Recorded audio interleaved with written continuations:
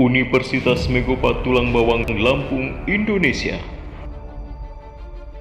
Online Collaboration Webinar Universitas Megopa Tulang Bawang. Kupas tuntas beasiswa LPDP, strategi sukses meraih beasiswa magister dan doktoral. Bersama narasumber utama, Direktur Utama LPDP Andin Hadianto SEMA PhD, Direktur Beasiswa LPDP Insinyur Dwi Larso MSII PhD, Keynote Speaker Dr. Insinyur Haji Ahmad Junaidi Auli MM. Sambutan Rektor Universitas Megopa Tulang Bawang Dr. Triyono MIP dan dimoderatori oleh Farida Hanum SPMP.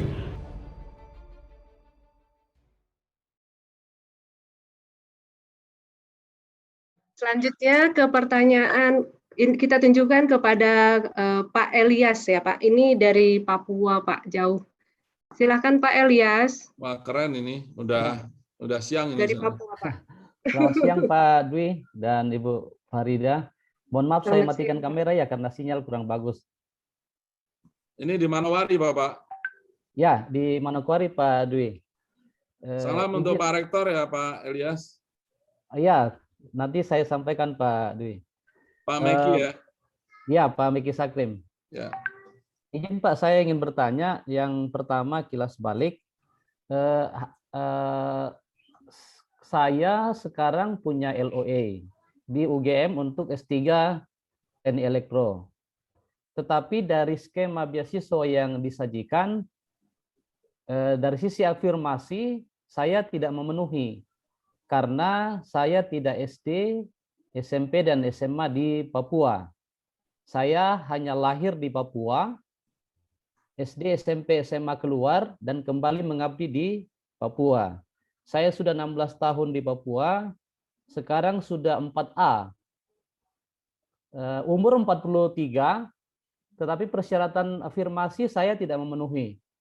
Kemarin yang gelombang pertama, Pak Rektor memberi saya rekomendasi berkenan syarat khusus sekolah SD, SMP, SMA dilebarkan ke, kalau bisa dilebarkan bagi dosen yang ada di Unipa, yaitu minimal mengabdi 10 tahun dan atau telah lahir di Papua.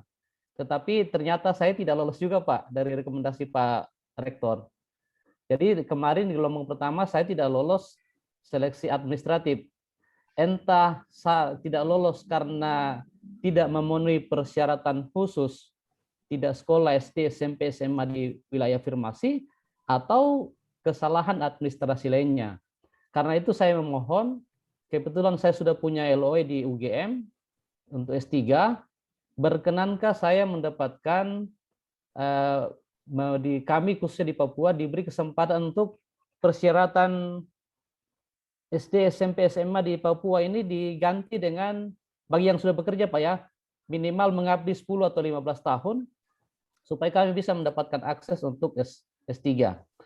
Catatan lagi Pak, dari fakultas yang kami, Fakultas Teknik, saya mantan dekan, ada 12 orang yang di atas 40 tahun, dan kalau persyaratan beasiswa budi tidak diubah, maka 12 orang ini tidak akan S3, termasuk tidak memenuhi persyaratan beasiswa afirmasi. Karena itu saya mohon ke Pak Dwi, pertama, bolehkah persyaratan khusus di afirmasi dikembangkan bagi dosen di Unipa, yaitu minimal mengabdi 10 tahun.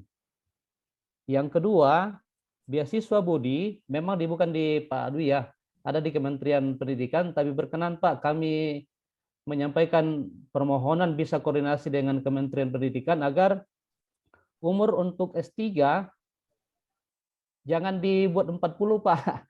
Kalau bisa dinaikkan 45 tahun Pak. Mengapa? Latar belakangnya satu. Kami yang di Unipa harus bekerja dulu Pak untuk lanjut studi. Rata-rata kami harus mengabdi dulu sekitar 10 tahunan untuk lanjut. Baru bisa studi. Sebagai gambaran, saya 2015 yang lalu, umur 37 tahun, harusnya sudah S3. Tapi Pak Rektor bilang, Pak Elias tinggal dulu jadi dekan teknik. Beasiswa budi masih jauh, masih 47. kalau tidak salah saat itu beasiswa Budi masih sampai 47 tahun. Sehingga Pak mengabdi sebagai dekan. Turun dekan, persyaratan Budi menjadi 40. Akhirnya kami tidak punya kesempatan lagi untuk S3. Mungkin itu saja permohonan kami. Ini mewakili beberapa dosen dari Fakultas Teknik yang punya nasib yang sama dengan saya. Terima kasih Pak Dwi dan selamat siang. Terima kasih Bu Farida. Baik, terima kasih Pak Ilyas. Ini kan yang saya sampaikan tadi, saya udah memang pasti akan ada masalah ini. Karena kan sekarang beasiswa pendidik itu semuanya di bawah Dikbud, walaupun kita diskusikan bersama. Memang kawan-kawan di Dikbud memakai aturan yang ada di sana, yang 40. Kami sudah sampaikan Pak Ilyas tentang kasus ini, dan waktu itu akan ada jabatan khusus untuk yang pangkat tertentu, jabatan tertentu begitu ya. Tapi rasanya secara administrasi mungkin belum siap aja begitu. Nah, untuk mengatasi masalah ini, Pak Ilyas tahu betul ya, ini bottleneck-nya di mana? Ini bukan di LPDP ini kan gitu ya. Saya tadinya berharap Pak Rektor begitu bisa audiensi dengan Pak Dirjen begitu mengungkit masalah ini dan bagaimana solusinya. Nah, kami akan siap bantu Bapak, Pak Ilyas, kalau ada listnya 12 orang dosen ini yang karena umur di atas 40, tolong sampaikan ke Pak Meki, nanti komunikasi dengan Pak Dwi Larso gitu, saya membantu menyampaikan ya Pak ya, saya bukan pengambil keputusan, membantu menyampaikan concern itu ya. Kalau untuk yang tadi Pak, syarat yang untuk afirmasi itu kan memang kalau di LPDP kan sekarang bukan untuk yang pendidik ya Bapak ya, itu nanti akan kita review juga Bapak. Terima kasih masukannya. Untuk yang 10 tahun tadi kan, itu masukan yang bagus, nanti akan kita lihat. Karena kami berdiskusi dengan Pak Rektor dan kawan-kawan rektor yang lain di Papa Mama NTT ya Pak ya, itu kami melihat bahwa masalahnya tidak melulu linear masalah pendidikan ya Pak ya. Banyak masalah sosial, ada lagi juga aspek politik segala macam gitu ya. Ini kami juga pertimbangkan masa-masa Bapak untuk memberikan betul-betul afirmasi untuk kawan-kawan di kawasan timur Indonesia. Ya, Pak Ilyas nanti kami tunggu WhatsApp-nya ya. 12 orang itu siapa nanti akan kami sampaikan ke Dikbud. Semoga ke depan ini kami juga terus koordinasi Pak untuk melihat untuk yang tahap kedua ini bagaimana, apakah Dikbud tetap 40 kemudian membolehkan LPDP sampai 47 atau Dikbudnya berubah menjadi 47 gitu Pak harapannya. Ya. Dan kemudian kami juga sudah sampaikan untuk program-program khusus ya di daerah afirmasi itu harusnya ada program-program khusus ya, contohnya mengadres tantangan spesifik yang ada di Universitas Papua Manokwari gitu kan, atau ada di Universitas Musamus, atau ada di Cendrawasih, atau ada di Maluku Utara ya. Kami sebenarnya mendorong ke arah sana juga, tapi leading sektornya ada di Dikbudristek Bapak. Ya. Kami akan sampaikan. Terima kasih Pak Ilyas. Ya. Bapak kalau ada apa-apa boleh WhatsApp saya Bapak, minta adresnya ke Pak Meki Pak Rektor. Oh iya. Ya. Terima kasih Pak. Apresiasi Bapak. Pak izin bertanya, kalau untuk beasiswa persyaratan administrasi. Ya Bapak. Ya. Kalau yang afirmasi Pak ada peluang tidak Pak untuk afirmasi dilebarkan ke persyaratannya? Itu tadi saya sampaikan, saya akan review lagi Bapak. Persyaratan itu kan akan kita lihat lagi. Itu kan syarat SD, SMP, SMA itu kan syarat teknis ya Pak ya. Tapi secara filosofi akan kita lihat lagi apakah memang orang yang lahir di Papua, karena kami dapat masukan juga termasuk dari Pak Meki begitu kan. Orang yang lahir di Papua itu belum tentu putra daerah gitu-gitu Pak. Kan ini agak sulit bagaimana kita menarik garisnya Bapak ya. Tentunya kami memberikan kesempatan Bapak untuk semua warga negara Indonesia seperti saya sampaikan. Ini kan masuk area abu-abu kalau kita bicara afirmasi kan Pak ya. Di garis mana kita mau menarik itu yang kita akan berikan katakanlah yang ada di daerah afirmasi. Tentunya yang ada di 3 daerah afirmasi bisa mengakses beasiswa kita, tapi yang kita berikan keperbiaan itu yang mana kan itu tidak semudah itu ya Pak Ilyas sangat tahu ya. Kita pertimbangkan masukan dari Bapak. Saya sudah catat tuh, untuk 10 tahun dan juga yang lahir di Papua Bapak ya. Iya Pak. Ya, terima kasih Pak Ilyas. Terima kasih Pak. Terima kasih Pak Ibu Farida. Terima kasih. Sama-sama Pak. Akhirnya ya Pak ya. Mudah-mudahan segera terrealisasi ya Pak ya. Amin. Oke. Selanjutnya pertanyaan kami beri kesempatan kepada Pak Muhammad. Silakan Pak Muhammad Ahdan. Bismillah, Assalamualaikum warahmatullahi wabarakatuh. Waalaikumsalam. Warahmatullahi wabarakatuh. Perkenalkan, nama saya Muhammad Ahdan, saya dari IEEE Indonesia. Saya sekarang menjadi bagian publikasi di konferensi internasional yang diadakan di Universitas di Yogyakarta. Pertanyaan saya merupakan fresh graduate, Pak. Saya masih barusan lulus S1 pada tahun 2020 Desember kemarin. Saya ingin bertanya, apakah untuk beasiswa LPDP ketika kita sudah diterima di universitasnya, kita sedang berkuliah, misalnya sedang berkuliah, apakah kita bisa untuk meng-apply LOA-nya kita? Dan juga itu ketika untuk beasiswa by research apakah kita akan mendapatkan kontak, Pak? Maksudnya kalau ketika kita belum mendapatkan kontak asesornya, pembimbingnya, apakah kita akan mendapatkan kontak dari LPDP-nya? Apakah LPDP sudah bekerja sama dengan pihak yang terkait? Dan juga saya ingin bertanya, ketika kita sudah lulus dari universitas tempat kita kuliah, ketika kita balik ke Indonesia, apakah kita sudah ditempatkan di tempat yang membutuhkan itu, Pak? Karena tujuannya di LPDP itu untuk ini kan, Pak, untuk memberikan kualitas yang baik untuk pendidikan di Indonesia, Pak. Mungkin itu saja, Pak. Terima kasih.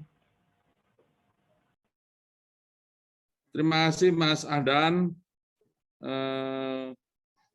Pertanyaan tadi, LPDP fokus kepada yang baru. Kalau yang ongoing, kami tidak bisa membiayai yang ongoing ya, karena Anda kuliah kemudian minta beasiswa itu tidak bisa, harus yang baru begitu. Nah, yang kedua adalah nanti kalau misalnya Anda sudah sekolah LPDP begitu, kira-kira nanti kalau Anda belum punya ikatan dinas atau belum bekerja begitu, apakah disiapkan lapangan kerja? Ya, LPDP tentunya tidak menyiapkan lapangan kerja, tapi LPDP akan membantu Anda untuk connect dengan institusi, ya katakanlah sebut aja BUMN begitu ya, atau lembaga-lembaga lain. Contohnya kemarin Bank Indonesia minta ke LPDP, kami akan rekrut, carikan bidangnya ini, kemudian kita share ke ini. Dan itu akan kita lakukan secara sistematis ya. Nanti kalau Anda ngambil master begitu, nanti di tahun kedua Anda udah mulai ditanya kira-kira akan berkarir di mana. Karena kan memang Anda pergi itu free agent ya, artinya bebas begitu untuk yang umum begitu. Kecuali kalau yang sudah bekerja ya sering dia diwawancara ditanya nanti akan kembali mengabdi di mana begitu. Mereka akan mungkin meneruskan di pekerjaannya dengan ide-ide baru yang untuk memperbaiki lingkungannya begitu ya. Itu saya pikir Mas Ahdan. Ada pertanyaan apa lagi tadi yang belum jelas ya, yang di tengah-tengah? Sama itu juga, Pak. Untuk itu kan ada seleksi LGD itu kan, Pak, yang leader itu, Pak. Nah, kan saya pernah melakukan pengabdian bersama dosen. Ya Pak Yonmel. Sebentar Pak ya, ini Pak Ahdan ini belum selesai nih. Saya nangkep gini. Kalau Anda mengurus LOE, itu kan Anda harus cari advisernya, profesornya, begitu ya, Ahdan ya? Ya. Nah, untuk mendaftar beasiswa LPDP yang reguler, itu Anda tidak mesti dituntut untuk punya letter of acceptance. Jadi Anda bisa mendaftar beasiswanya dulu, begitu. Nah, nanti kalau udah diterima, Anda diberi waktu sampai 18 bulan untuk mencari. Itu untuk yang reguler, tapi kalau untuk yang perguruan tinggi utama dunia, Anda harus punya tanda diterima. Ya, unconditional. Jelas ya kira-kira ya? Oh, jelas, Pak. Terima kasih, Pak. Baik, terima kasih Ahdan. Oke. Kami beri kesempatan selanjutnya untuk Pak M. Ihsan Rangkuti. Silakan Pak. Ya, Assalamualaikum warahmatullahi wabarakatuh. Selamat pagi, menjelang siang. Ya, terima kasih Pak Nitya.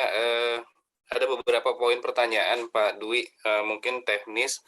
Pertama, apabila calon penerima beasiswa itu sudah di jenjang strata 2, namun dia pengen mencari subjek yang lain, tapi di strata 2 bukan di S3, Pak. Apakah itu dimungkinkan? Kemudian yang kedua, ketika penerima beasiswa adalah seorang yang berlatar belakang bekerja di perusahaan BUMN, berarti selama dia beasiswa pasti lepas tugas ya Pak, lepas ikatan dinas, dan kaitannya ke studi ini, apakah ada program semacam living cost bagi peserta penerima beasiswa? Karena kan mungkin sudah berkeluarga dan lain-lain. Dan yang terakhir sama mungkin seperti Mas Ahdan tadi, tapi saya lebih tertariknya kalau memang ada seperti beasiswa by research di Indonesia, apakah itu ada atau hanya di luar negeri? Itu saja Pak, terima kasih. Assalamualaikum warahmatullahi wabarakatuh. Mohon maaf Pak Ihsan, dari mana Pak Ihsan? Saya bekerja di salah satu BUMN di BUMN sekaligus dosen. Bisa diulang Pak? Saya bekerja di salah satu BUMN dan sekaligus dosen di universitas swasta di Medan. Siap, silakan Pak, dijawab Pak Dwi. Baik, terima kasih. Yang pertama tidak bisa karena LPDP atas arahan Dewan Penyantun lebih menyasar kepada peningkatan pendidikan ya, bukan melebar tapi ke atas itu. Jadi kalau udah S1 ya harapannya S2.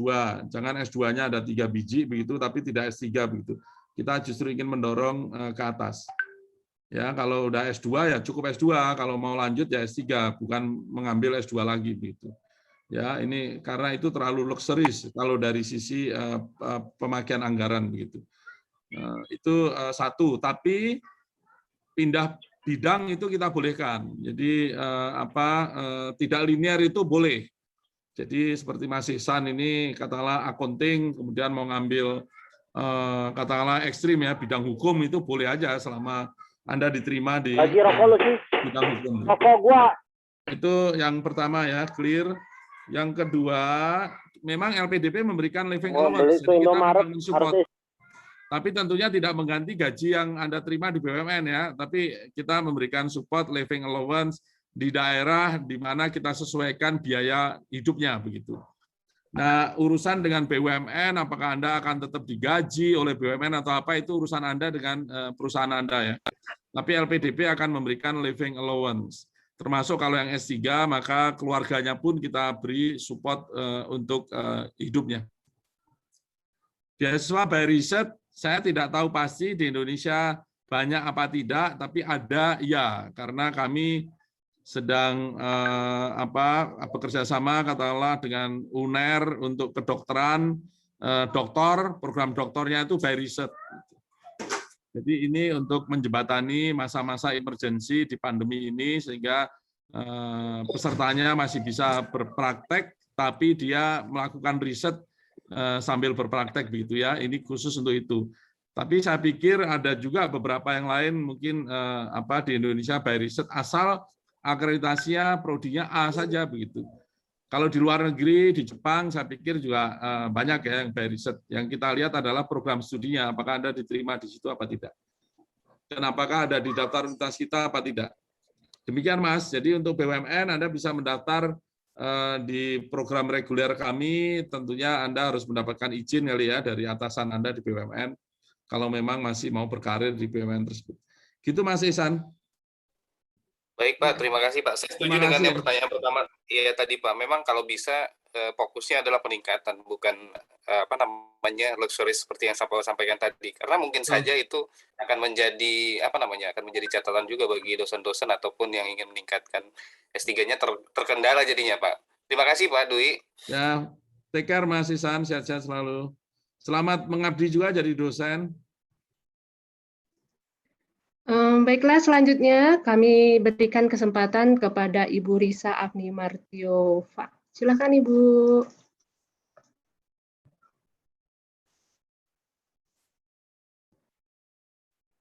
Bisa. Kok bisa?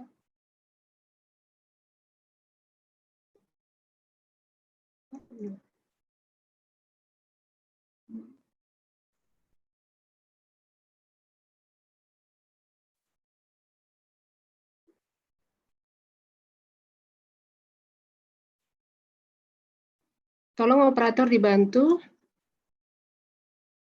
Oke, untuk selanjutnya kita serahkan ke Pak Firmansyah dulu. Oh, nggak bisa juga. Operator, kepada Bu Risa. Bu Risa, silakan Bu Risa. Oke. Assalamualaikum warahmatullahi wabarakatuh. Waalaikumsalam warahmatullahi wabarakatuh. Antri banget ya dari tadi nungguin sampai akhirnya nggak kedengar. Terima kasih untuk kesempatannya Bu Farida Hanum. Terima kasih juga atas acara ini bisa diselenggarakan kepada Universitas Megopa dan yang mewakilinya juga Pak Rektor yaitu Pak Tri, juga Pak Dwi yang menjadi pembicara pada kesempatan ini. Saya ingin bertanya ya, alhamdulillah ada kesempatan untuk bertanya karena ini sangat awam sekali. Kemarin via chat sempat saya bertanya dengan Pak Tri langsung gitu, dan beliau juga merasa ingin menjelaskan semuanya dengan saya. Hanya saja mungkin karena saya masih terlalu awam. Kepada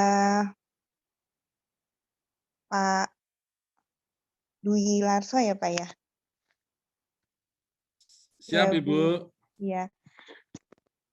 Untuk beasiswa ini kan saya sama sekali belum pernah, hanya saja sangat-sangat berkeinginan gitu. Dan umur dan usia ya sudah mau menginjak 35 tahun dan sudah mau ada keinginan untuk S3 dan memang di Lampung sepertinya belum bisa karena saya bagian hukum dan doktor di bagian Unila itu masih belum, akreditasinya belum tahu ya, masih karena masih baru.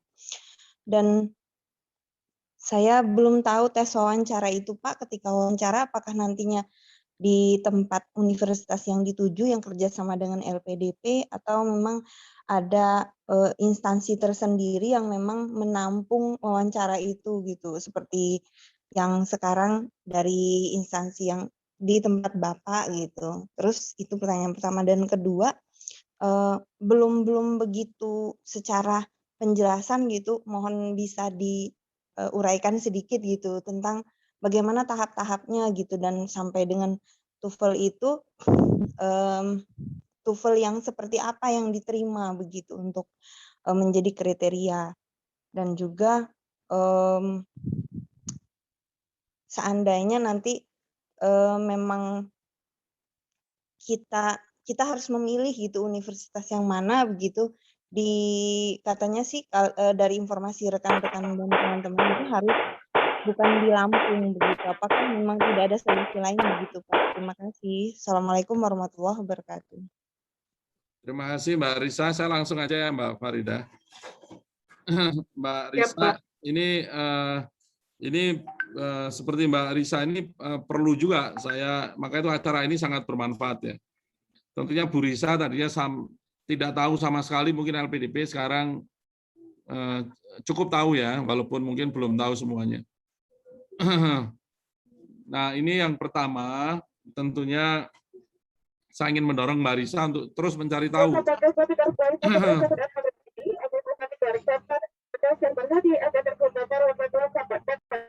Saya nunggu ada yang bocor dulu.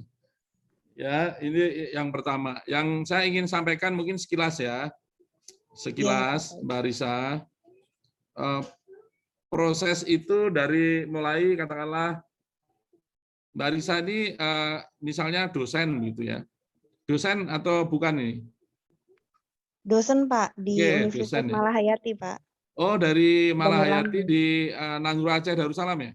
Bukan, di Malahayati di Pramuka Bandar Lampung Pak. Oh, di Bandar Lampung. Mohon maaf, saya salah. Emang banyak universitas yang baru tahu ini, termasuk Megopak ini. Ya, senang sekali bisa kenalan ya. Malahayati di Lampung ya. Dulu sempat alumni di Megopak juga Pak, tapi kita pindah home base gitu. Oke. Ya. Jadi Anda punya NIDN ya? Iya, ada Pak. Oke. Jadi Anda masuk golongan adalah golongan pendidik. Dan itu beasiswanya infonya ada di Kemdikbud ya. Anda cari di Kemdikbud. Nah, dari situ saya tidak tahu pasti, kelihatannya Kemdikbud minta letter of acceptance ya di awal.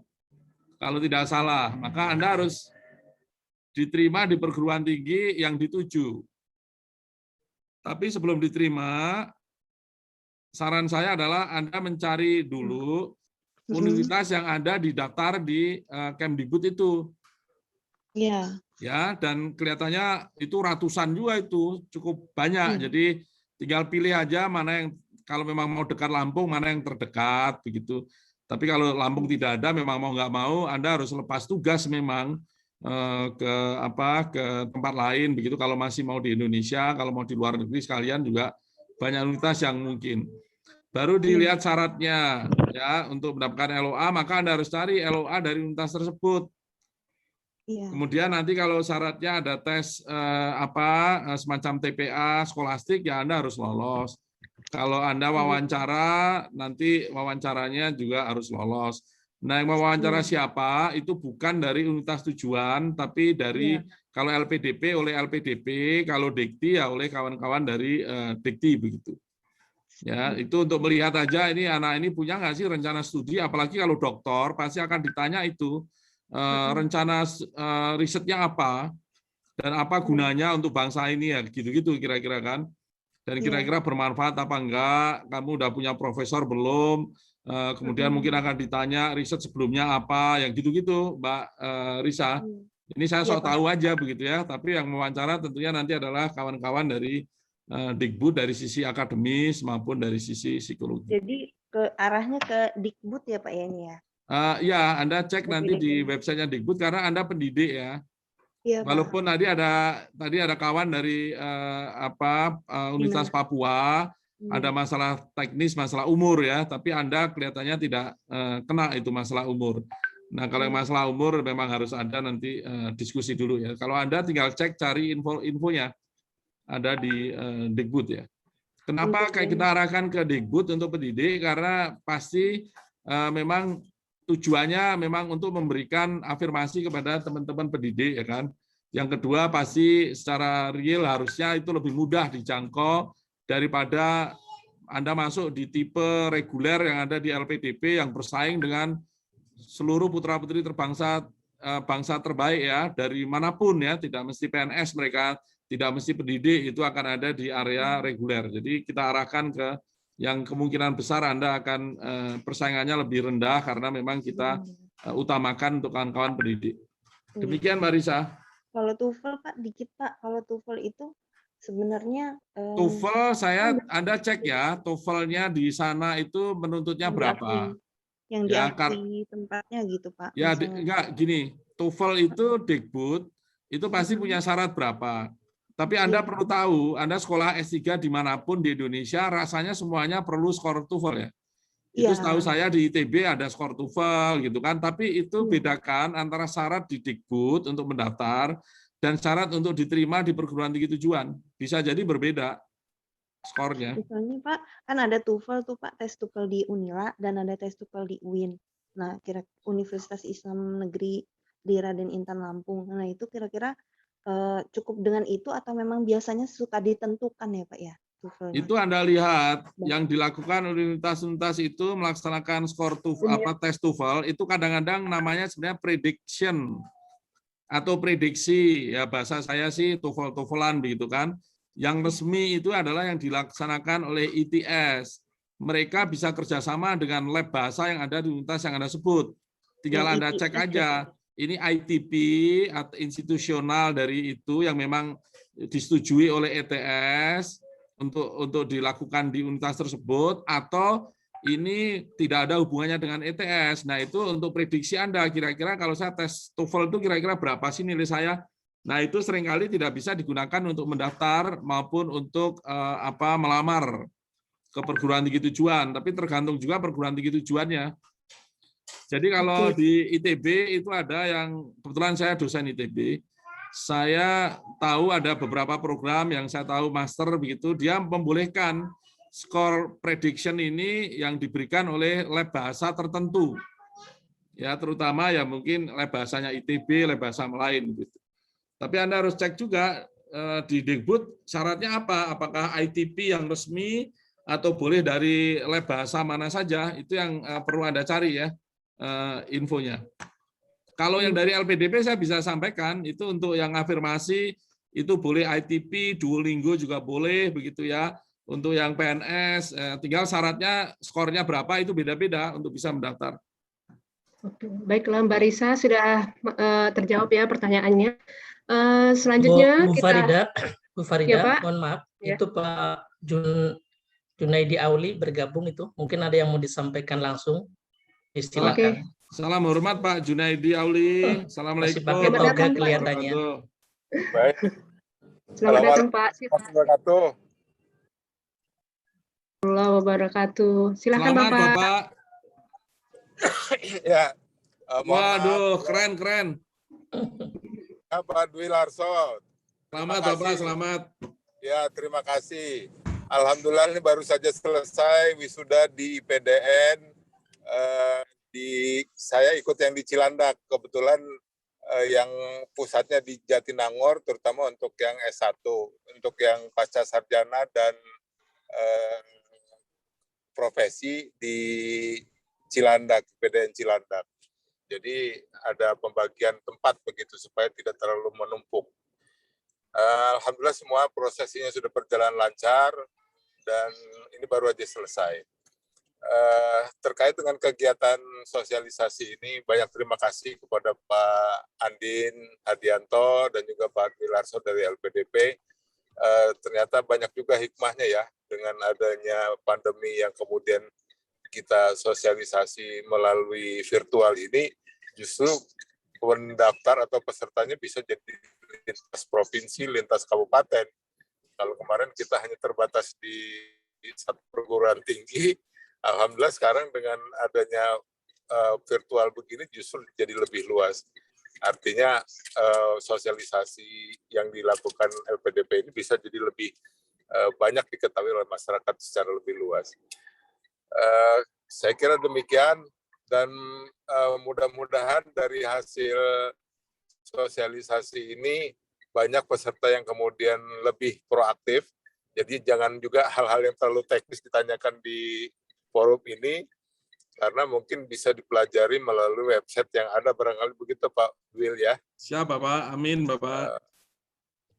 Ya, jadi silakan dimanfaatkan momentum yang baik ini. Dan saya berharap kita semua bisa mengambil manfaat dan juga LPDP lebih bermanfaat buat masyarakat. Saya kira ini saja mungkin Pak Dwi Larso. Pak Andin sudah live ya?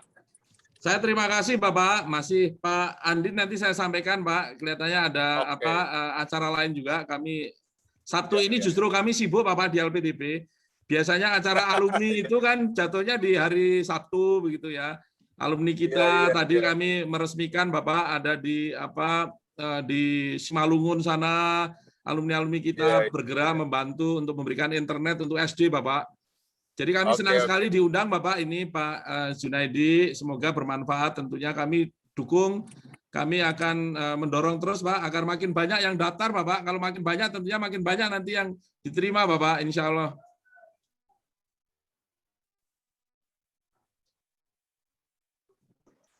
Oke, kita lanjut ke tanya jawab ya, Pak ya.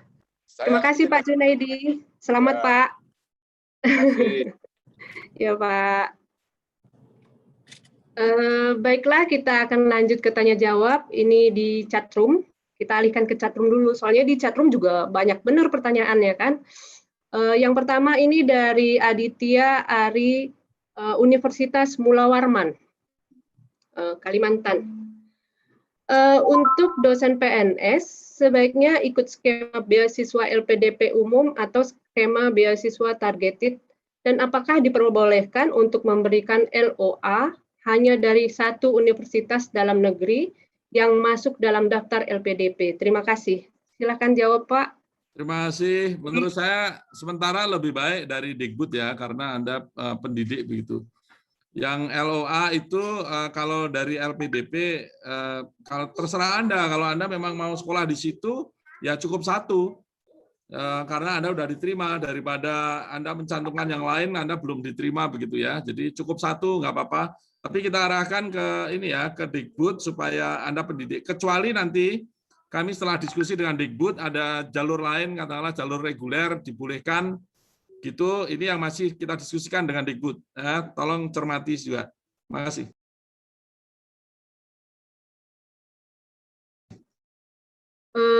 Untuk penanya dari Bu Nurhayani, Pak, dari Serang. Jadi pertanyaannya tentang rekomendasi kampus. Maksudnya seperti apa, Pak? Apakah sebelum mendaftar beasiswa di LPDP kampus yang dituju, kita harus terlebih dahulu terdaftar menjadi mahasiswa? Kemudian selanjutnya, karena dari 2019 saya sudah mulai mendaftar di LPDP, namun kurang syarat surat rekomendasi. Itu saja, Pak. Langsung dijawab, Pak. Wah, surat rekomendasi kok sampai kurang ya, sayang sekali. Kan rekomendasi itu boleh siapa saja, boleh dosen yang dulu, boleh atasan kerja, boleh siapa, itu rekomendasi. Artinya yang memperkenalkan Ibu, memberikan dukungan Ibu atau siapapun untuk sekolah lagi, tentunya dari orang-orang yang kenal Ibu gitu kan, atau kenal calonnya begitu. Jadi sayang sekali kalau rekomendasinya kurang begitu kan, jadi sampai ditolak gara-gara rekomendasi, sayang betul. Anda tidak perlu dapat rekomendasi dari universitas tujuan, karena kan akan dibuktikan nanti dengan letter of acceptance begitu. Tapi kalau belum punya letter of acceptance kan boleh daftar juga, jadi tidak harus punya letter of acceptance. Jadi nggak mesti harus kenal dulu dengan universitas tujuan. Paling nanti kalau diwawancara Anda ditanya, Anda udah kenal belum profesor di sana gitu kan? Udah kontak belum? Itu kan meyakinkan kita bahwa Anda memang siap untuk sekolah dan siap untuk sukses di tempat tujuan. Kan beda kalau misalnya, wah aku nggak tahu universitasnya apa, saya nggak tahu profesornya, dosennya siapa gitu. Artinya kan meragukan ini, kira-kira akan lulus apa enggak gitu kan. Itu diwawancara, bukan di administrasi. Kalau di administrasi penuhi, Bu. Sayang sekali kalau rekomendasinya kurang. Padahal minta dari Bu Farida aja boleh ya, asal Bu Farida kenal gitu. Ya kan? Rekomendasi. Pak. Halo Bu Farida. Langsung, Pak.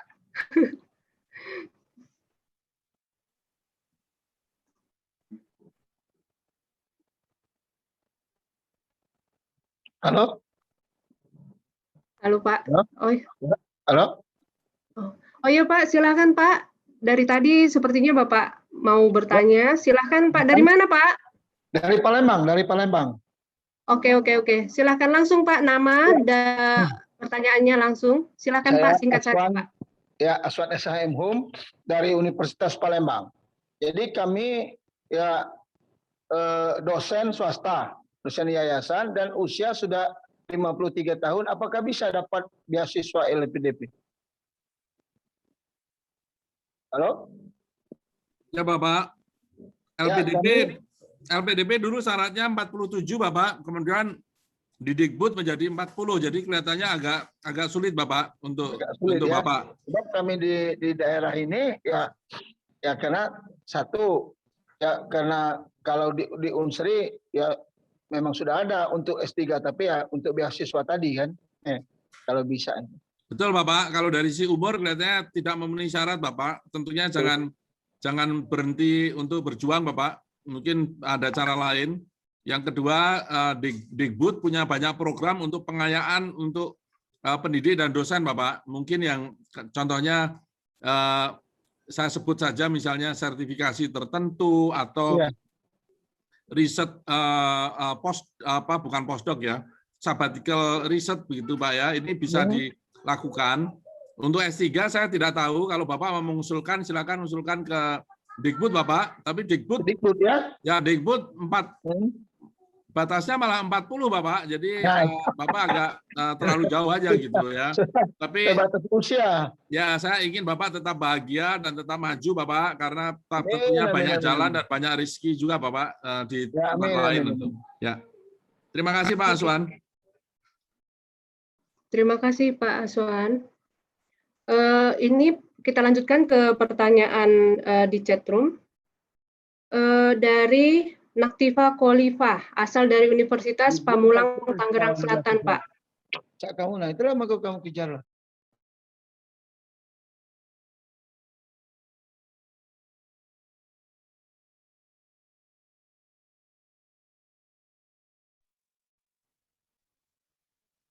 Bu Farida masih mute, Bu. Bu Farida suaranya.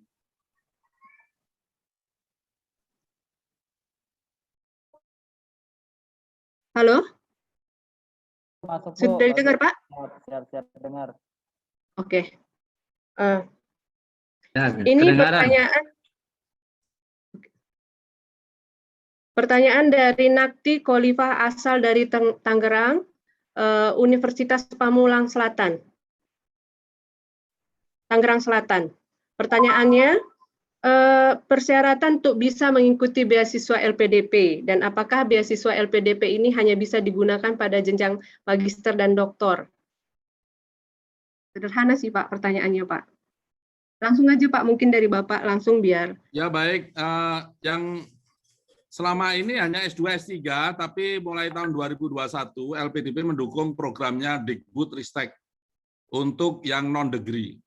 Ya, non-degree ini banyak sekali, ada kampus merdeka, ada pendidikan vokasi, ada kebudayaan, ada pengayaan untuk dosen, segala macam ya. Itu LPDP mendukung pembiayaan untuk program-program yang diinisiasi atau dikreasi oleh kawan-kawan dari Dikbud-Ristek. Ya, jadi tapi S2, S3 tetap jalan dan terus akan meningkat. Terima kasih. Oke, Pak. Selanjutnya ini, Pak, dari Muhammad Nur Qasim, Pasca Sarjana Unisma.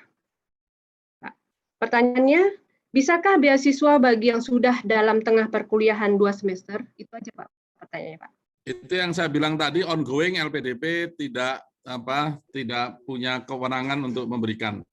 Tapi kalau yang dari Dikbud silakan lihat ya, kadang-kadang Dikbud itu punya program-program yang seperti itu. Oke. Kita lanjut ke pertanyaan raise hand. Kami silahkan kepada. Ya, saya izin bertanya. Oh iya, silakan Pak Hersan dari UMPTB. Ya, kenalkan saya Hersan dari Universitas Megopak Tulang Bawang. Sini Pak Dwi, saya di sini dosen di Fakultas Keguruan dan Ilmu Pendidikan di Universitas Megopak Tulang Bawang. Yang ingin saya tanyakan tadi kan untuk dosen itu kan bisa mengikuti yang dari Kemendikbud ya Pak. Nah, untuk prioritas sendiri itu untuk akreditasinya itu yang kita lihat itu akreditasi kampus tempat dosen mengabdi atau akreditasi kampus ketika lulusan wisudanya Pak atau Universitas lulusan. tujuan Bapak. Oh. Universitas tujuan Bapak.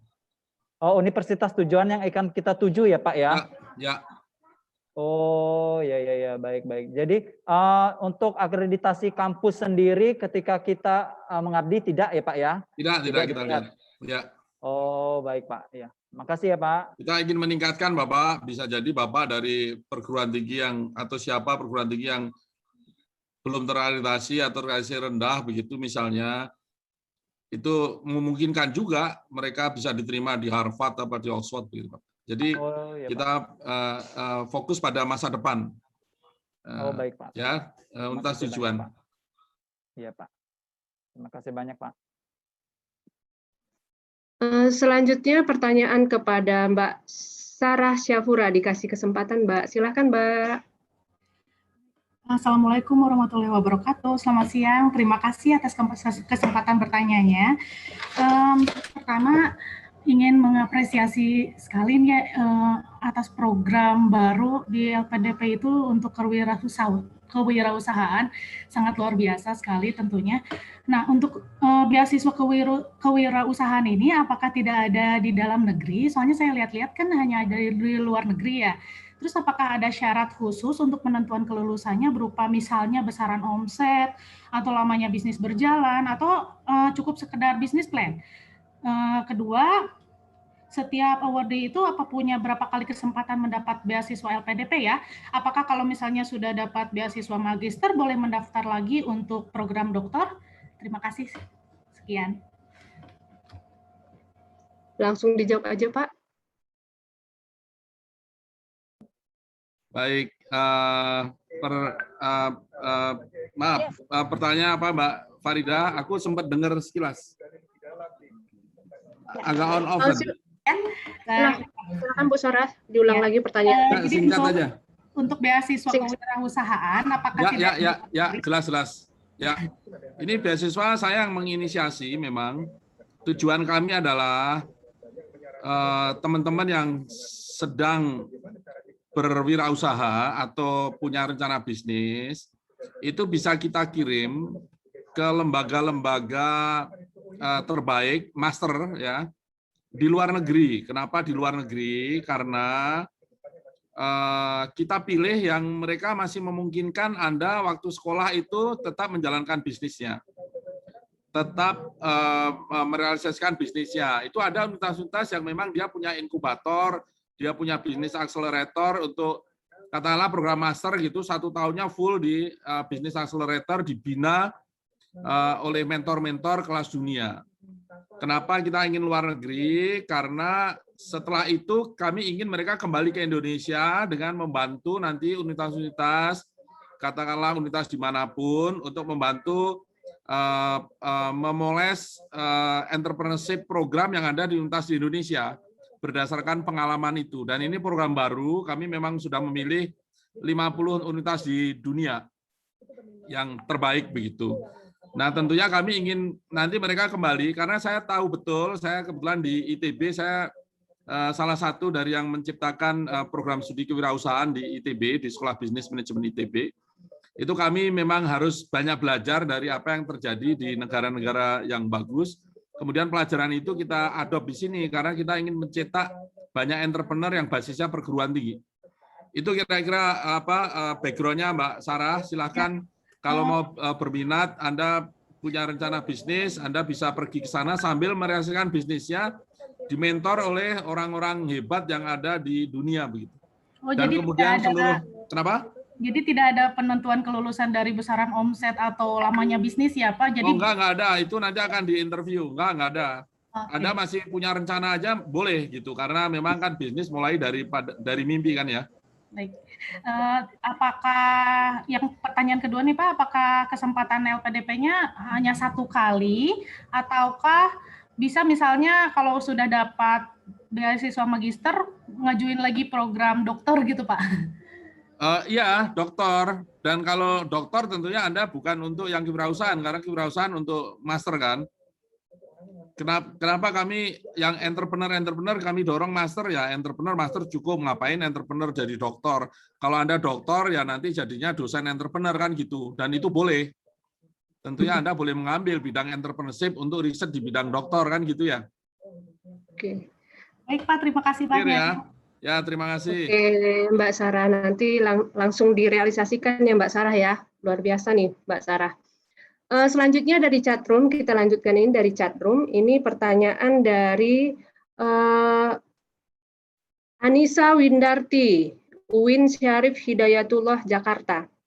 Ini pertanyaannya adalah, apakah dosen di bawah Kemenak memiliki kesempatan untuk mendapatkan beasiswa doktoral dari LPDP? Mengingat beasiswa moral 5.000 doktor dari Kemenak belum dibuka lagi sejak 2019. Itu saja Pak pertanyaannya. Silakan Pak. Ya, ini kami perlu sampaikan LPDP itu kalau kita bicara pendidikan itu ada 2 leading sektor. Yang pertama adalah Kemdikbudristek yang kira-kira mencakup 80% dari pendidikan di Indonesia. Yang 20% lebih kurang itu dijalankan oleh Kementerian Agama. Nah, kami sedang berkoordinasi dengan Kementerian Agama karena kami adalah supporter ya, pendukung.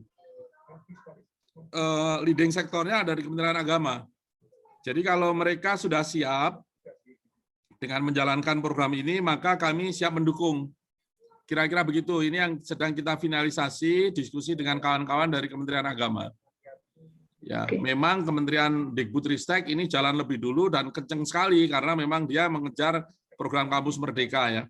Yang saya dengar nanti Kementerian Agama juga ada program-program sejenis, tidak hanya untuk master doktor, tapi juga untuk program-program vokasi, program-program santri, segala macam itu nanti arahnya di bawah payung Kementerian Agama. Demikian Mbak Farida. Oke Pak, ini saya berikan kesempatan untuk dari UMPTB. Silakan Mbak Okta. Mbak Okta, ada pertanyaan? Silakan Mbak Okta.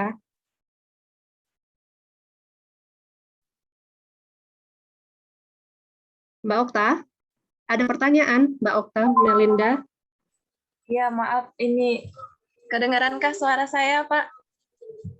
Semuanya kedengaran? Kedengaran, Mbak. Kedengaran. Iya, ini antusias sekali, Pak, saya. Alhamdulillah, saya udah sampai di magister. Nah, sekarang mungkin nanti ke depannya mudah-mudahan bisa lulus ini LPDP di doktoral. Nah, yang ini sekarang ini saya dari status kerjanya di Universitas Megopak Tulang Bawang ini sendiri. Nah, yang ingin saya tanyakan mungkin hampir sama sepertinya dengan yang ada di chat Zoom. Kan kita dosen ada juga yang namanya beasiswa Budi ya Pak ya, yang unggulan dosen Indonesia, dan juga dari LPDP itu sendiri. Sebenarnya ini ada kemiripan atau ada yang paling mencolok bedanya seperti apa ya Pak? Dari LPDP dan beasiswa unggulan dosen Indonesia dalam negeri itu sendiri. Jadi begini biar jelas. Jadi dulu beasiswa LPDP itu ada untuk dosen kan. Kemudian 2020 tidak hanya dosen tapi juga pendidik. Jadi pendidik yang ingin S2 pun kita bolehkan begitu. Pendidik itu artinya guru ya, guru SD, SMP, SMA yang pengen S2 kita fasilitasi juga. Nah, kemudian ada perubahan di LPDP di tahun 2021 ini kami diarahkan oleh Dewan Penyantun untuk berkolaborasi dengan Kementerian Pendidikan, Kebudayaan dan Ristek, Kementerian Agama dan juga dengan BRIN untuk mendukung riset.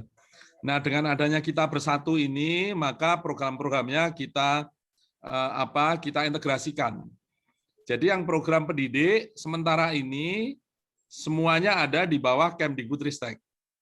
Ya, yang disebut Budi, pendidik itu semuanya satu tempat di Kemdikbudristek, dananya dari tetap LPDP. Di LPDP tidak ada lagi yang sekarang ya beasiswa pendidik khusus yang dijalankan oleh LPDP. Kecuali nanti, karena kami masih punya PR untuk kawan-kawan yang lewat umur tadi, apakah masih mungkin difasilitasi khusus mereka memakai dana program khusus di LPDP atau Dikbudnya akan mengubah aturannya katakanlah menjadi 47 tahun. Jadi semuanya kita koordinasikan. Jadi sebenarnya tidak ada apa bedanya. Nah, program di LPDP ada yang namanya reguler. Reguler itu kan untuk seluruh anak bangsa, seluruh WNI yang ada yang orang Indonesia gitu kan, warga negara Indonesia. Anda tidak peduli dosen, tidak peduli PNS, TNI, Polri atau apapun kan Anda warga negara Indonesia. Harusnya ini dibolehkan.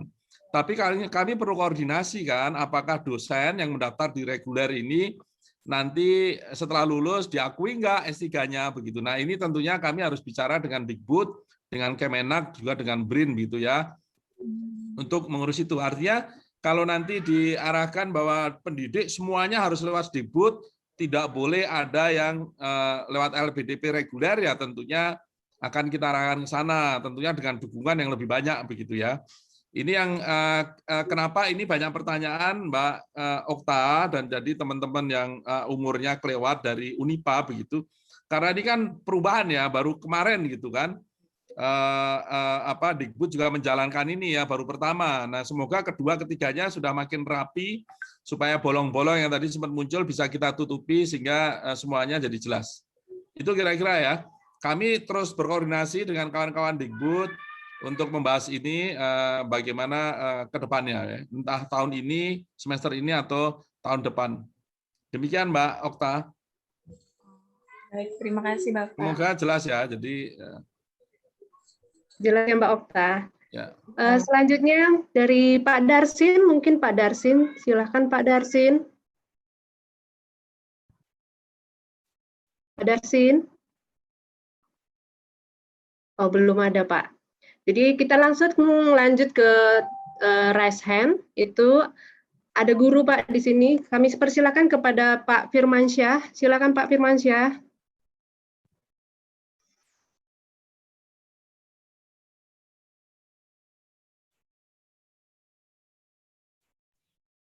Satu dua. Ya, silakan Pak. Jelas Pak. Dengar suaranya ya Pak Dwi ya. Ya, jelas Pak. Baik, Assalamualaikum warahmatullahi wabarakatuh. Selamat siang Waalaikumsalam warahmatullahi semuanya. wabarakatuh.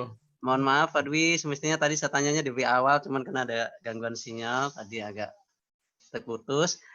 Pertanyaan saya tuh sebenarnya sama dengan kawan-kawan yang sebelumnya Pak Dwi, cuman saya perkenalkan dulu. Saya ini guru Pak Dwi, guru di tingkat MI atau SD di bawah Kementerian Agama. Saya S1 dan S2-nya itu ngambil di UIN. Nah, tadi juga kawan-kawan udah pernah nanya tuh. Harapan sih bisa lanjut ke program doktoral ini lewat beasiswa LPDP gitu Pak Dwi. Cuman usia saya udah 40 tahun Pak Dwi. Tadi kan ada kawan-kawan juga, adakah toleransi usia itu bisa dibatasinya lebih ditambah lagi usianya gitu Pak Dwi. Kemudian apa dengan riwayat saya pekerjaan saya sebagai PNS di Kementerian Agama tadi, apa bisa gitu beasiswa di LPDP ini untuk melanjut ke program doktoral. Tadi sih sebenarnya udah ditanyakan, cuman karena Ya, nggak apa-apa. Ini saya tekankan lagi. Kalau LPDP dari awal kan membolehkan 47, hanya begitu masuk ke Dikbud, Kementerian Agama, begitu mereka pakai aturan yang ada di dalam. Dan mohon teman-teman, Pak Rektor, begitu katakanlah bisa menyurati Dirjen Dikti begitu mengemukakan masalah ini, dan juga teman-teman yang mau ke Kementerian Agama seperti Mas Firmansyah ini silakan colek Kementerian Agamanya gitu, karena LPDP akan mendukung apapun keputusan mereka gitu kira-kira. Siap. Ya, kalau Anda mencolek saya bolehkan kok gitu kan. Saya akan mencolek lagi ke Dikbud maupun ke Kementerian Agama gitu kan. Ini loh ada masukan begini dan itu sudah saya sampaikan. Betul, ya, tapi keputusan ada di mereka. Mohon diperkuat juga argumentasinya untuk ke Dikbud maupun ke Kementerian Agama, Mas Firmansyah. Ya, siap. Makasih Pak Dwi. Terima kasih. 40 memang ya tipis nih. Semoga masih ada jalan, Mas Firmansyah. Semangat. Masih ada kabar yang Insyaallah. Makasih Pak Dwi. Ya. Oke, Pak Firmansyah sudah terjawab ya Pak Firmansyah. Terima kasih Mbak. Ya. Oke, terima kasih juga. Ini selanjutnya kepada Pak Yayan. Pak Yayan, Pak Ahmad Yani. Silakan Pak Yayan dari Megopak. Silakan Pak. Ya, terima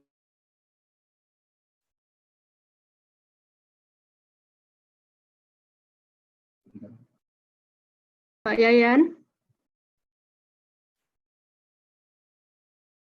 Pak Yayan.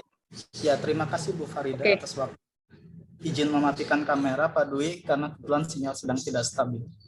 Perkenalkan, nama saya Ahmad Yani. Kebetulan saya dosen di Fakultas Teknik Universitas Megopak Tulang Bawang.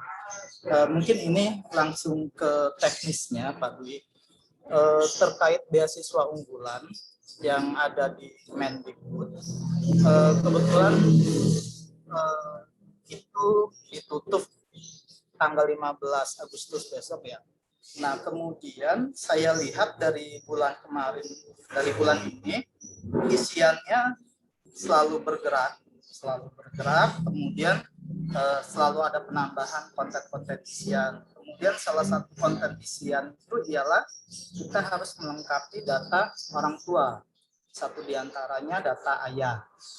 Nah, pertanyaannya, ketika orang tua kita, ayah kita sudah meninggal, otomatis kan itu data tidak bisa kita isi, baik nomor induk kependudukan maupun upload dari KTP-nya.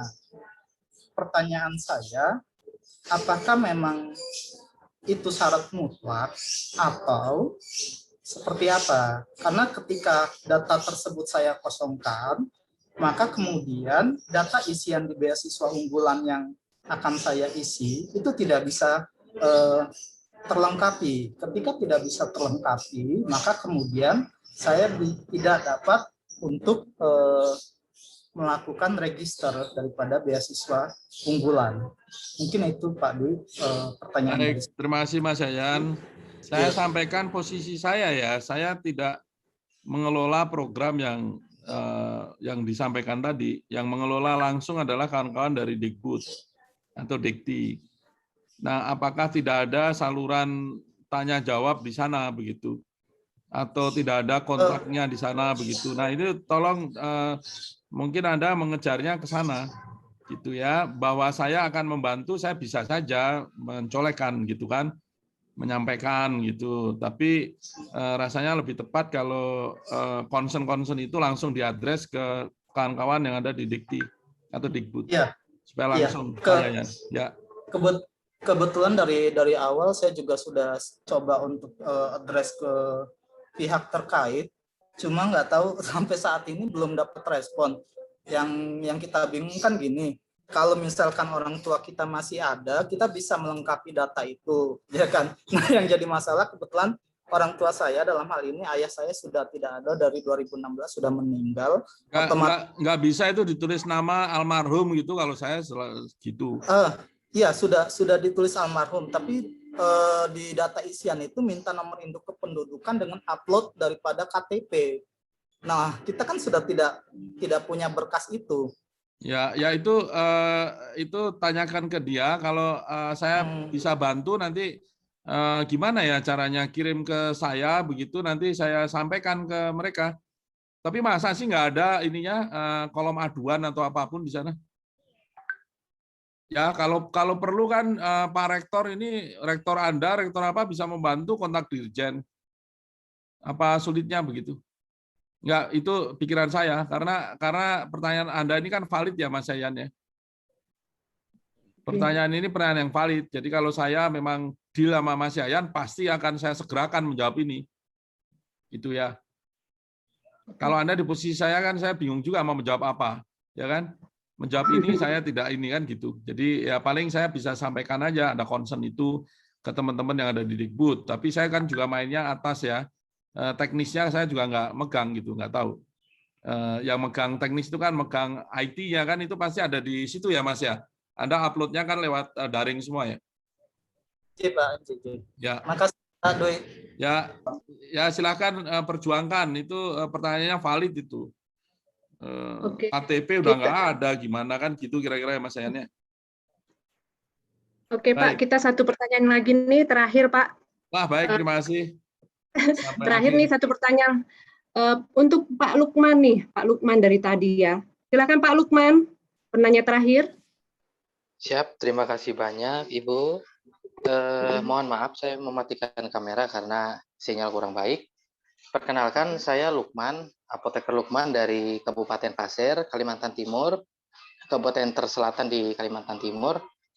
Dan kami juga merupakan daerah pendukung ibu kota negara yang baru. Oleh karena itu menurut saya penting untuk meningkatkan kompetensi, makanya ingin coba apply LPDP. Pertanyaan saya tujukan kepada Pak Dwi Larso. Perkenalkan Pak, saya merupakan apoteker PNS yang ada di daerah saya dan berencana akan apply beasiswa LPDP pada Agustus ini melalui jalur target group seperti itu. Namun ada sedikit kebingungan daripada saya. Saya saat ini bekerja di UPTD Perbekalan Obat dan Alkes, merupakan unit dari Dinas Kesehatan Kabupaten Pasir. Yang saya bingung untuk yang pertama Pak, untuk surat izin dari atasan, apakah harus langsung dari atasan langsung saya di kantor yang merupakan eselon 4, ataukah boleh menggunakan surat izin dari kepala dinas yang merupakan eselon 2? Yang pertama Pak. Terus yang kedua, untuk terkait surat rekomendasi, apakah saya boleh menggunakan rekomendasi yang berasal dari direktur rumah sakit yang merupakan eselon 3? Namun kondisinya kan saat ini saya tidak bekerja di rumah sakitnya Pak. Namun rencana kalau misalnya dapat lulus di LPDP dan bisa kesempatan ambil magister, nanti rencananya akan mengabdinya di rumah sakit. Seperti itu Pak. Terus yang terakhir, yang ketiga, untuk surat usulan kan dipersyaratkan harus diusulkan oleh sekurang-kurangnya eselon 2 Pak. Apakah dalam hal ini Kepala Dinas Kesehatan itu surat usulan dari beliau apakah cukup atau harus dari BKPSDM, Pak. Terima kasih banyak, itu saja pertanyaan saya. Baik, terima kasih. Yang paling ideal dari BKSDM ya, yang paling ideal. Tapi saya izinkan nanti kalau ada kawan-kawan dari teknis, apakah boleh dari kepala dinasnya begitu. Untuk yang rekomendasi, saya pikir nggak ada masalah ya. Untuk yang penting adalah orang itu mengenal Anda sehingga memberikan nilai positif Anda apa-apa. Kalau ada yang negatif apa begitu, tidak ada masalah ya. Untuk kira-kira Anda akan mengabdi kemana nanti. Ada nggak teman LPDP yang bisa membantu apakah kepala dinas ini boleh apa enggak ya surat izin atasan ya? Siap, surat usulan Pak, mohon maaf Pak. Ya, surat usulan apa ya yang dari atasan nih kan ya? Ada nggak Mas siapa ya? Bu Rumtini atau siapa yang ada di ruang ini? Kalau nggak ada tanyakan aja Mas. Di website kita kan ada pertanyaan tuh. Saya takut menjawab salah takutnya. Saya bilang boleh gitu ternyata nggak boleh. Siapa nih Bu Rumtini ya? Iya Pak. Iya, Monggo Bu. Saya, Pak. Ya, saya tadi pertanyaannya karena banyak tadi yang ditanyakan yang bersisa tadi apa ya? Cuman satu aja. Apakah surat usulan itu boleh ditandatangani oleh kepala dinas itu atau harus dari SDM eselon 2? Maksudnya rekomendasi Pak ya ini ya? Katanya surat usulan, tapi menurut saya sih rekomendasi dari atasan. Oh, boleh. Mohon izin Ibu, Bapak, yang saya maksud adalah surat usulan dari eselon 2. Seperti itu. Karena tadi yang pertama surat izin kan ternyata boleh, apakah atasan langsung atau kepala dinas. Terus rekomendasi berarti dari direktur rumah sakit yang merupakan eselon 3 berarti juga boleh sepanjang mengenal dan mengetahui kontribusi saya seperti itu terhadap pemerintah. Nah, yang terakhir ini yang usulan dari eselon 2 karena secara redaksi kalau saya tidak salah minimal diusulkan oleh eselon 2 yang turut membidangi masalah sumber daya manusia. Nah, pertanyaan saya apakah usulan tersebut dari kepala dinas itu boleh karena kan kepala dinas juga eselon 2 dan di dalam dinas kesehatan itu kan juga ada bidang kepegawaiannya. Terima kasih. Oke. Ini untuk dokter spesialis atau untuk master? Mohon izin Ibu, saya apoteker berencana mengambil magister farmasi klinik, Bu. Terima kasih. Oke. Untuk master ya. Kalau untuk master sebetulnya usulan itu tidak diperlukan. Artinya Bapak bisa langsung mendaftar ke webnya LPDP dengan memenuhi persyaratan dan di situ yang dicantumkan salah satu persyaratan bukan usulan tapi surat rekomendasi. Jadi kalau di situ sudah ada surat rekomendasi yang tadi dari minimal eselon 2 itu sudah cukup Pak. Jadi tidak perlu ada surat usulan yang disubmit. Berbeda kalau dokter spesialis, karena kalau dokter spesialis itu harus melalui Kementerian Kesehatan yang itu memang kemungkinan mensyaratkan adanya usulan dari institusi begitu. Tapi kalau itu untuk master LPDP itu cukup dengan surat rekomendasi, tidak perlu adanya usulan dari institusi begitu. Siap, baik, terima kasih Bu. Oleh karena itu berarti dari eselon 2 cukup Bu ya, maksudnya dari kepala dinas. Terima kasih banyak. Cukup Pak. Ya. Oke. Terima kasih Ibu atas jawabannya Ibu. Sama-sama. Oke Pak Lukman sudah terfasilitasi. Pak Dwi? Ya Bu. Oke. Tanya jawab. Alhamdulillah semua terjawab Pak, yang lainnya sudah mendekati semua pertanyaannya. Alhamdulillah terjawab semua. Sesi tanya jawab ini kita tutup. Untuk sesi bagian ini kita tutup juga dengan closing statement Pak. Closing statement dari Pak Dwi, dan kalau memang Pak Andin masih ada, juga beliau dipersilahkan untuk closing statement. Silakan Pak.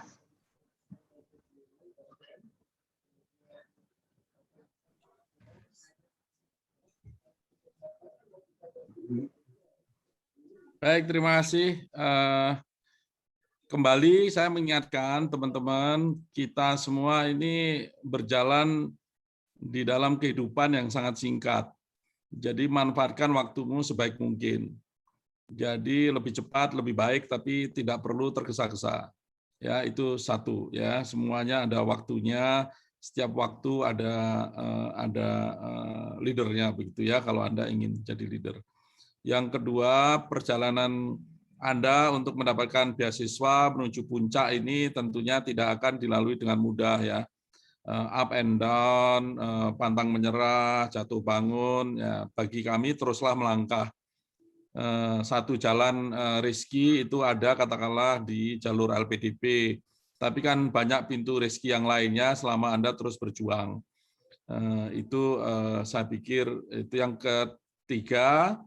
Kami ingin teman-teman ini berbahagia dalam perjalanannya ini, apalagi dalam kondisi pandemi mengingatkan bahwa kesehatan dan kebahagiaan itu saya pikir yang utama. Yang namanya kebahagiaan itu bukan untuk foya-foya, begitu ya, bukan untuk pamer kuasa, pamer harta, apa segala macam. Kebahagiaan itu adalah memberikan arti bagi lingkungannya, bagi sesama. Nah, pandemi ini mengajarkan kita bahwa dengan adanya pandemi di mana kita tidak bisa bertemu fisik, maka hidup ini kembali pada esensinya. Kehidupan untuk saling sharing, berbagi, memberi arti, tidak perlu embel-embel harus pakai baju bagus, bahkan harus mandi dulu, harus travel 1 jam, 2 jam untuk bertemu. Ya. Kita bisa langsung bertemu dan tidak perlu harus pakai sendal, pakai sepatu ya. Semuanya kembali ke esensi bahwa ini untuk berbagi, untuk bercengkrama, untuk berdiskusi, untuk terus menuju masa depan yang lebih cerah. Saya pikir itu, dan kejarlah cita-citamu, dan LPDP hadir untuk sedikit memberikan solusi dari permasalahan yang dulu waktu saya mencari S2, S3, belum ada lembaga LPDP, kerasa sulitnya bukan main. Dalam kemudahan yang makin hadir ini, maka batasnya adalah tidak boleh kita memanjakan begitu. Semuanya pasti harus berjuang, harus bersaing, karena sebesar apapun tetap dana kita tentunya terbatas ya. Nanti ini yang perlu kita pahami, teman-teman perlu berbuat lebih baik. Dan LPDP terbuka ya, kalau Anda mau tanya langsung ke saya gitu, saya selalu open minded. Nanti kalau Pak Triyono mengundang lagi untuk lebih detail lagi, kami tidak pernah ada kata menolak. Yang paling ada adalah Pak, ini waktunya bentrok, konflik, kita lakukan ini. Ini kami juga 3 meeting yang ini kami utamakan ini. Tadi saya sempat membuka setengah jam sebelum jam 9. Ini ada acara lain dengan alumni untuk entrepreneurship ya. Kita dukung juga, tapi rasanya kenalan dengan Pak Triyono dan teman-teman di Tulang Bawang ini sangat penting untuk membuka silaturahim berikutnya. Saya pikir itu, terima kasih sekali lagi. Salam sehat untuk Pak Triyono, sukses selalu di UMPTB ya. Kapan-kapan kita main ke sana, apalagi makin dekat sekarang dengan adanya tol gitu kan, Alhamdulillah. Cepat begitu. Terima kasih. Assalamualaikum warahmatullahi wabarakatuh. Waalaikumsalam warahmatullahi wabarakatuh. Waalaikumsalam warahmatullahi wabarakatuh. Baik, rekan-rekan sekalian semuanya, kita beri standing applause untuk narasumber kita. Mudah-mudahan kita bisa bertemu lagi. Apa yang menjadi cita-cita para peserta semua untuk memburu beasiswa, insya Allah nanti terkabulkan. Amin. Amin. Baiklah, demikian tadi telah kita lewati bersama-sama diskusi kita pada hari ini. Apabila masih ada pertanyaan atau unek-unek, silahkan langsung kontak atau invite atau ikuti IG dari LPDP, kirim langsung ke webnya apa yang menjadi unek-unek teman-teman sekalian. Saya rasa kita tutup diskusi ini dengan alhamdulillahirabbil alamin. Saya Faridah Hanum yang bertugas sebagai moderator pada kesempatan ini. Mohon maaf atas kekurangan dan salah kata yang sengaja maupun tak sengaja saya lakukan. Dan atas nama kerabat kerja yang bertugas pada kesempatan diskusi ini, mengucapkan terima kasih atas perhatiannya. Wassalamualaikum warahmatullahi wabarakatuh. Saya tutup dengan pantun, sama seperti dimulai tadi. Jalan-jalan ke Menggala, jangan lupa bawa keranjang. Selesai sudah acara kita. Semoga kita giat berkarya. Semangat, semangat, semangat. Sehat selalu. Assalamualaikum warahmatullahi wabarakatuh. Waalaikumsalam. Silakan kepada MC. Silakan Pak. Baik Bapak Ibu, terima kasih kami ucapkan sudah berpartisipasi di acara kita pada siang hari ini tentunya. Dan jangan lupa ini untuk sesi terakhir kita mau foto bersama ya Bapak Ibu. Mungkin agar bisa on kamera karena kita akan berfoto bersama di sini. Baik Bapak Ibu, kita akan foto first slide. Mohon untuk dipasang wajah tampan dan cantiknya ya Bapak Ibu ya. Pas kakinya dibuka. Baik dengan hitungan ketiga, maka berilah senyuman ya Pak. Tiga. Oke, next slide selanjutnya, pasang wajah tampan dan 2, 3. Selanjutnya slide ketiga, 1, 2, 3.